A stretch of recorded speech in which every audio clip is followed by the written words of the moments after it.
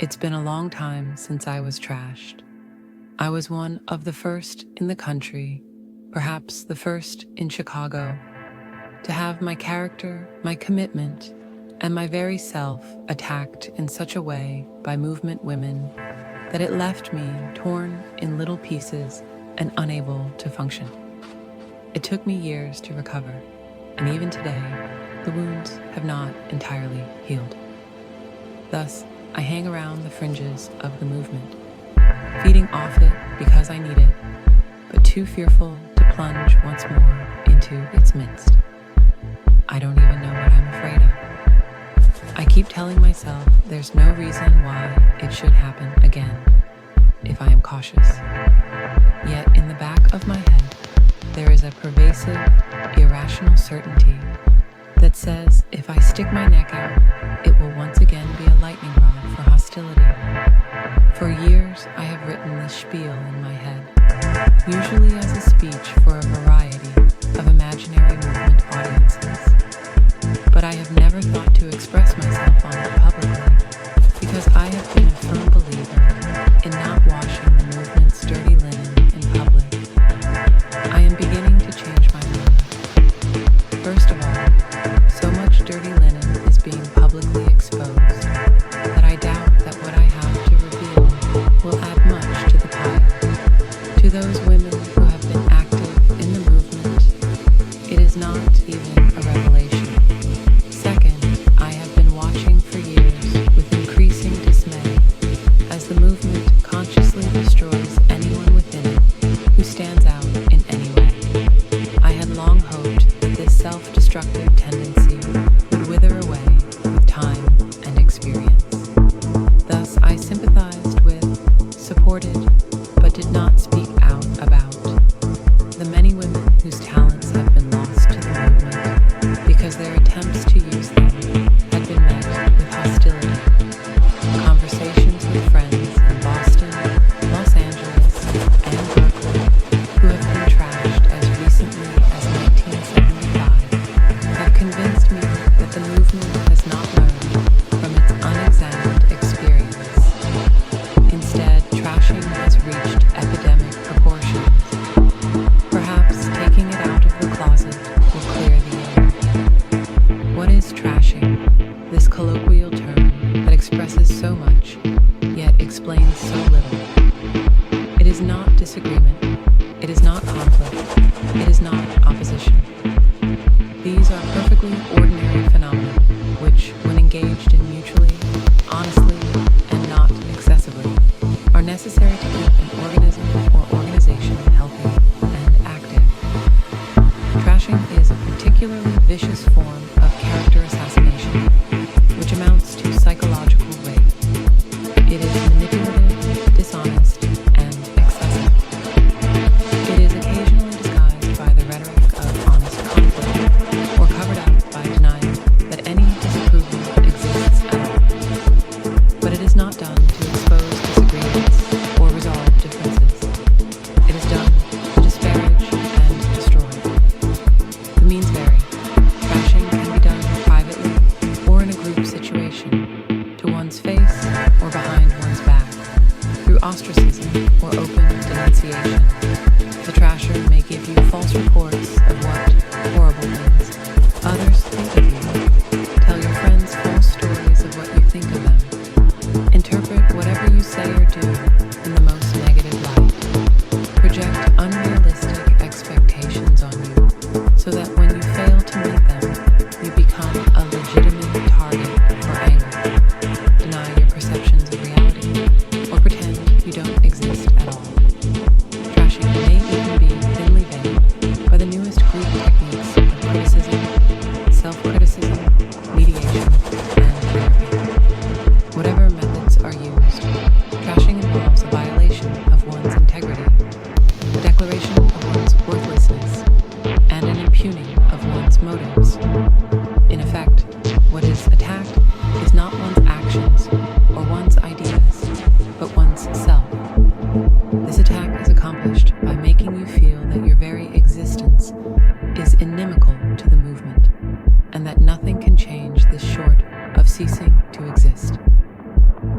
feelings are reinforced when you are isolated from your friends, as they become convinced that their association with you is similarly inimical to the movement and to themselves.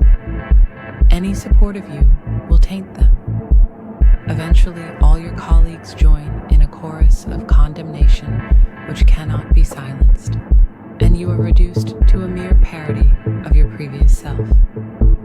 It took 3 trashings to convince me to drop out. Finally, at the end of 1969, I felt psychologically mangled to the point where I knew I couldn't go on. Until then, I interpreted my experiences as due to personality conflicts or political disagreements, which I could rectify with time and effort. But the harder I tried, the worse things got, until I was finally forced to face the incomprehensible reality that the problem was not what I did, but what I was. This was communicated so subtly that I never could get anyone to talk about it. There were no big confrontations, just many little slights. Each by itself was insignificant, but added one to another, they were like 1,000 cuts with a whip. Step by step, I was ostracized. If a collective article was written, my attempts to contribute were ignored. If I wrote an article, no one would read it. When I spoke in meetings, everyone would listen politely and then take up the discussion as though I hadn't said anything. Meeting dates would change without my being told. When it was my turn to coordinate a work project, no one would help. When I didn't receive mailings and discovered that my name was not on the mailing list, I was told I had just looked in the wrong place. My group once decided on joint fundraising efforts to send people to a conference until I said I wanted to go. And then it was decided that everyone was on their own. In fairness, one member did call me afterward to contribute $5 to my fee, provided that I not tell anyone. She was trashed a few years later. My response to this was bewilderment. I felt as though I were wandering blindfolded in a field full of sharp objects and deep holes, while being reassured that I could see perfectly and was in a smooth, grassy pasture. As is if I had unwittingly entered a new society, one operating by rules of which I wasn't aware and couldn't know. When I tried to get my groups to discuss what I thought was happening to me, they either denied my perception of reality by saying nothing was out of the ordinary, or dismissed the incidents as trivial, which individually they were. One woman in private phone conversations did admit that I was being poorly treated, but she never supported me publicly and admitted quite frankly that it was because she feared to lose the group's approval. She too was trashed in another group. Month after month, the message was pounded in. Get out, the movement was saying.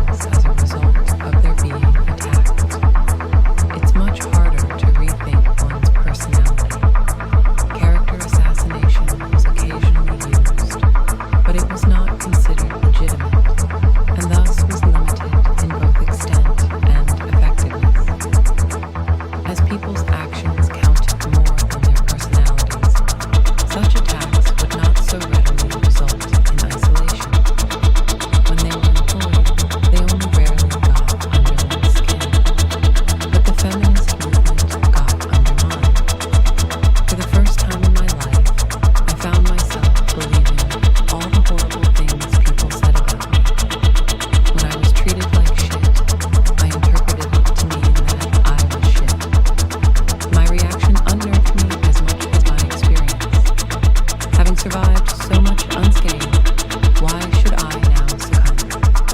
The answer took me years to arrive at. It is personally painful because it admits of a vulnerability I thought I had escaped. I had survived my youth because I had never given anyone or any group the right to judge me. That right I had reserved to myself. But the movement seduced me by its sweet promise of sisterhood. It claimed to provide a haven from the ravages of a sexist society, a place where one would be understood. It was my very need for feminism and feminists that made me vulnerable. I gave the movement the right to judge me because I trusted it. And when it judged me worthless, I accepted that judgment. For at least 6 months, I lived in a kind of numb despair, completely internalizing my failure as a personal one. In June 1970, I found myself on the road, coincidentally, with several feminists from 4 different cities. We gathered one night for a general discussion on the state of the movement, and instead found ourselves discussing what had happened to us. We had 2 things in common. All of us had movement-wide reputations, and all had been trashed. Anselma Deloria read us a speech on divisiveness and self-destruction in the women's movement she had recently given at the Congress to unite women, SEC, as a result of her own trashing. I learned years ago that women had always been divided against one another, self-destructive and filled with impotent rage. I thought the movement would change all that. I never dreamed that I would see the day when this rage, masquerading as a pseudo-egalitarian radicalism, would be used within the movement to strike down sisters singled out. I am referring to the personal attacks, both overt and insidious, to which women in the movement who had painfully managed any degree of achievement have been subjected. These attacks take different forms. The most common and pervasive is character assassination, the attempt to undermine and destroy belief in the integrity of the individual under attack. Another form is the purge. The ultimate tactic is to isolate her. And who do they attack? Generally 2 categories. Achievement or accomplishment of any kind would seem to be the worst crime. Do anything that every other woman secretly or otherwise feels she could do just as well. And you're in for it. If then you are assertive, have what is generally described as a forceful personality. If you do not fit the conventional stereotype of a feminine woman, it's all over. If you are in the first category, an achiever, you are immediately labeled a thrill-seeking opportunist, a ruthless mercenary, out to make her fame and fortune over the dead bodies of selfless sisters who have buried their abilities and sacrificed their ambitions for the greater glory of feminism. Productivity seems to be the major crime, but if you have the misfortune of being outspoken and articulate, you are also accused of being power mad, elitist, fascist, and finally the worst epithet of all, a male identifier. As I listened to her, a great feeling of relief washed over me. It was my experience she was describing. If I was crazy, I wasn't the only one. Our talk continued late into the evening. When we left, we sardonically dubbed ourselves the feminist refugees and agreed to meet sometime again. We never did. Instead, we each slipped back into our own isolation and dealt with the problem only on a personal level. The result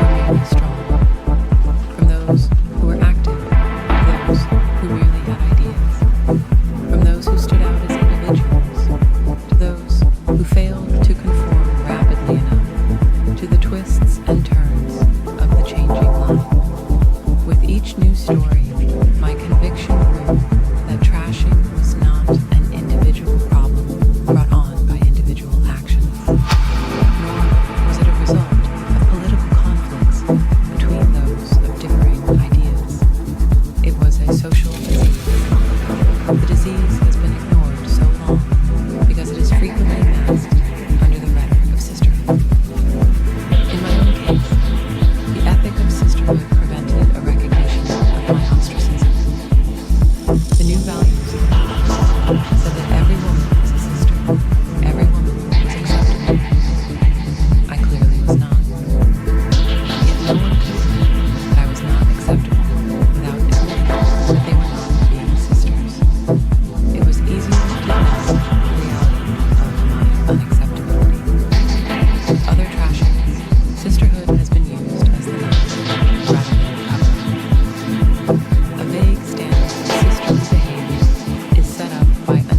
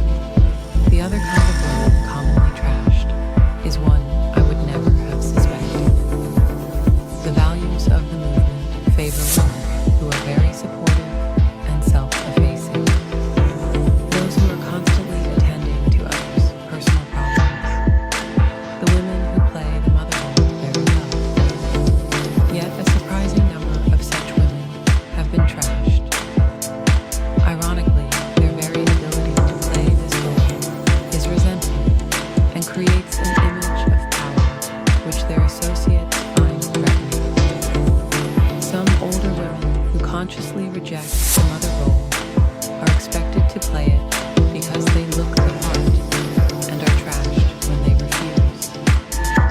Other women who willingly play it find they engender expectations which they eventually cannot meet. No one can be everything to everybody.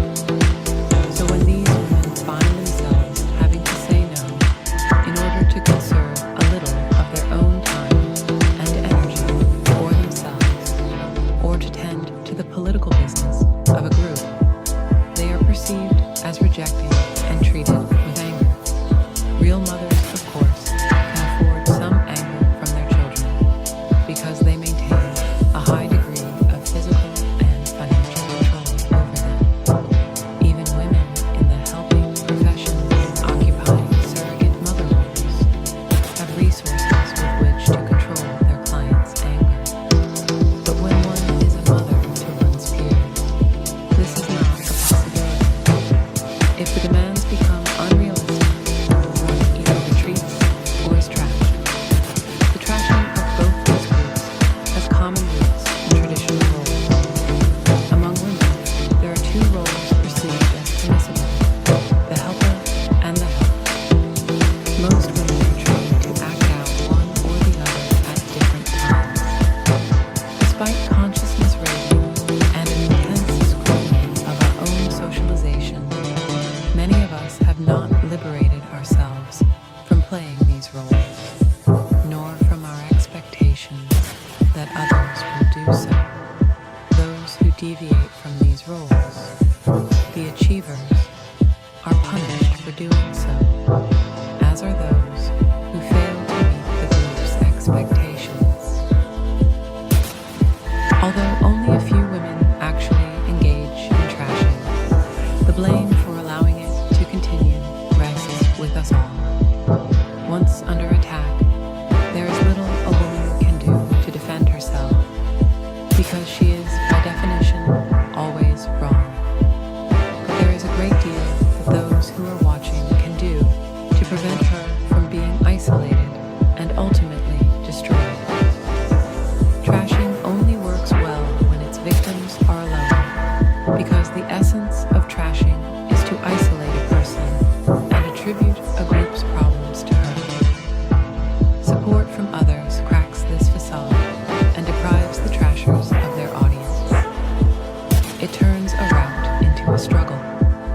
Many attacks have been forestalled by the refusal of associates to let themselves be intimidated into silence out of fear that they would be next.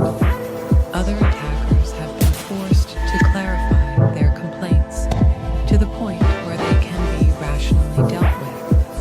There is, of course, a fine line between trashing and political struggle, between character assassination and legitimate objections to undesirable behavior.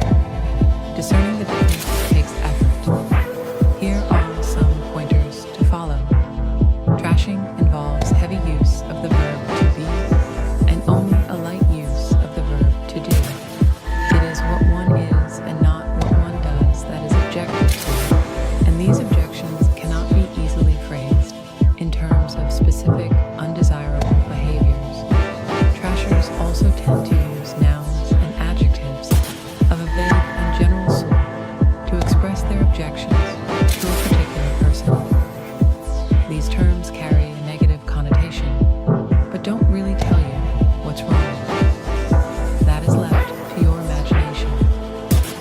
Those being trashed can do nothing right. Because they are bad, their motives are bad, and hence their actions are always bad.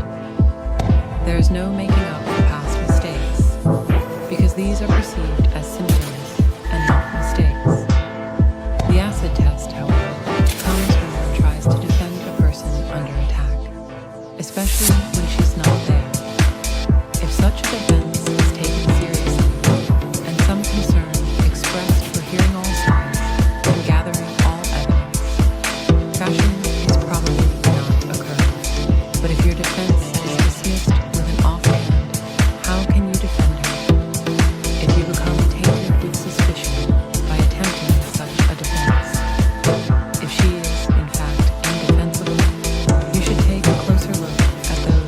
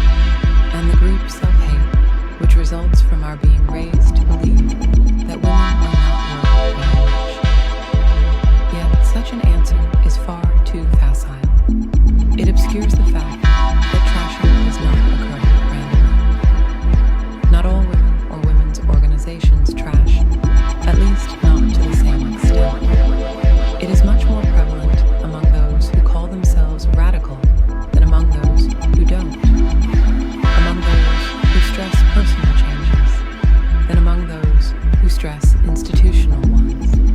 Among those who can see no victories short of revolution, and among those who can be satisfied with smaller successes, and among those in groups with vague goals than those in groups with concrete ones.